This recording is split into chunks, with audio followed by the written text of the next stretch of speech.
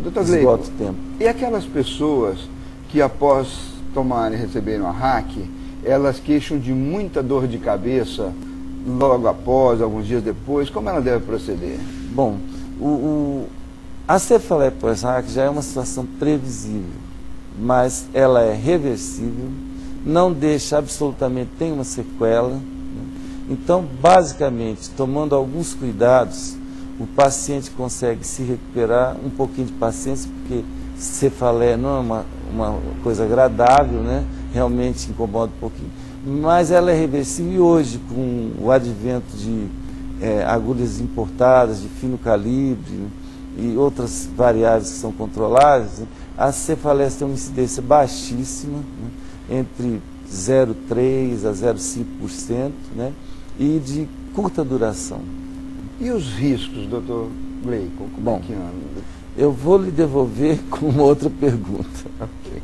Se eu lhe disser que não existe risco, você acreditaria em mim? Eu acredito, mas as pessoas não acreditam. Inclusive, eu vou emendar então uma tréplica aí, entendeu? Dessa questão. As pessoas têm muito medo de receberem uma anestesia. Aí eu pergunto, como fazer para dirimir, para diminuir ou até tirar o medo dessas pessoas, mostrando então que a anestesia não tem risco? Então vamos à resposta. O risco existe, mas é um conceito mais amplo do que só o risco anestesiológico, né? É um risco cirúrgico. E ele envolve um tripé que é baseado no hospital, no paciente e na equipe médica. Então, esse contexto sendo analisado, é que nós poderemos chegar à conclusão de um risco maior ou menor. Então, as condições de um hospital de ponta, um hospital muito bem equipado, com um arsenal terapêutico, ou seja, um estoque de drogas de primeira linha completo, obviamente que na ocorrência de algum problema, você sana mais facilmente do que um hospital sem equipamentos, né? A equipe médica, desde a equipe que vai participar diretamente da cirurgia, até uma equipe que pode interagir conosco, que seriam os especialistas a serem solicitados na ocorrência de uma eventualidade, também influencia. Às vezes eu preciso de um cardiologista, preciso de um suporte de terapia intensiva, então, e também a própria equipe, né? Experiência cirúrgica, anestésica, o cansaço pós-plantão, porque às vezes um médico operar após uma noite bem dormida é uma coisa, mas ele operar após um dia, 2 de plantão, né? O ser humano é falível, né? E o próprio paciente, por último, né? Que as condições fisiológicas de um paciente, ela tem uma implicação direta no risco cirúrgico, porque a gente fazer uma cirurgia, um procedimento cirúrgico em um paciente jovem, rígido, né? De boa saúde, um procedimento de pequeno porte é uma coisa. Agora, nós fazemos um procedimento num paciente que tem patologias associadas àquela cirúrgica, então essa patologia pode ser uma patologia cardíaca, pulmonar, né? Uma patologia alérgica, né? Além do que também um outro risco que a gente tem que considerar, né, significativamente, é a idade. Obviamente, fazer uma cirurgia num jovem é uma coisa, num paciente idoso é outra. Então você veja a complexidade e a abrangência que tem esse conceito de risco cirúrgico, porque tem situações que nós controlamos, variáveis controláveis, e tem variáveis que infelizmente nós não controlamos. Então, o que é nosso papel? É minimizar probabilidades.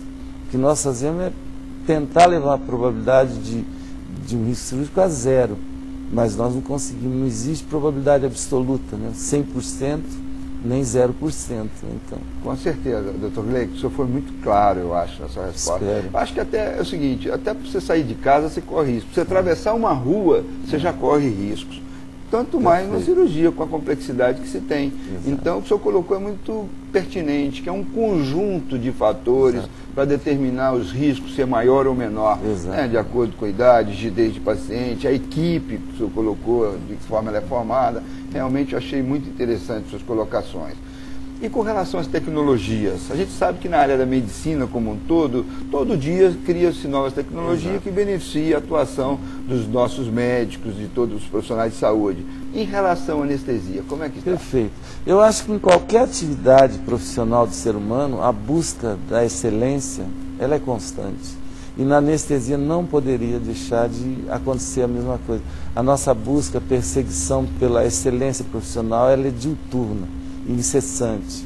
E hoje, né, com o desenvolvimento de novas drogas, onde os benefícios, né, os efeitos positivos são muito significativamente maiores do que os efeitos colaterais indesejáveis, o aparecimento, a criação de novos equipamentos para monitorização durante o ato e após também na sala de recuperação ato cirúrgico, eles né, assim, nos levaram a um patamar muito elevado de qualidade.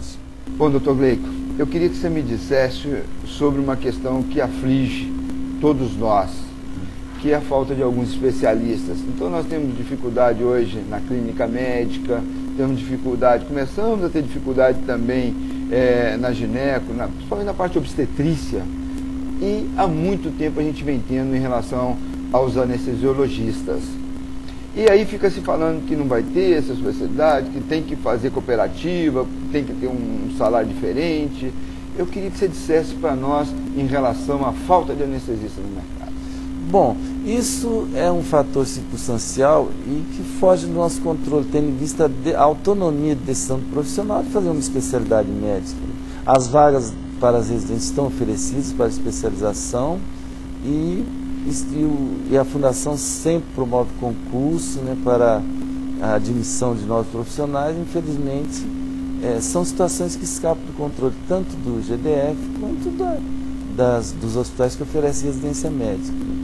E o papel que tem sido exercido assim, muito importante, que eu vejo um novo horizonte que se abre para sanar esse problema, são as cooperativas de anestesiologistas que estão surgindo no Brasil, porque elas se comprometem a suprir essas lacunas, a preencher essas lacunas, e essas cooperativas têm feito isso com excelência. Doutor Gleico, olha, as suas explicações foram realmente interessantes para todos nós, para o nosso telespectador. Eu queria agradecer, apesar do seu trabalho, da sua correria, como de todo médico, de tirar um tempinho para vir aqui no nosso programa falando de saúde. Mais uma vez, muito obrigado pela sua presença. Eu é quem agradeço, muito honroso para mim. Eu espero ter dado uma contribuição positiva para a população e esclarecendo algumas possíveis dúvidas que existem, né? Espero ter construído um pouquinho mais positivamente a imagem da anestesiologia. Com certeza isso aconteceu e nós ficamos muito gratos por isso. Então já voltamos aos nossos estúdios. Muito importante as colocações do Dr. Gleico, porque temos registros de pessoas que precisam passar por um procedimento cirúrgico e deixam de fazê-lo. Sabe por quê? Por medo, gente. Agora, sei que todos estão bem informados, não é mesmo?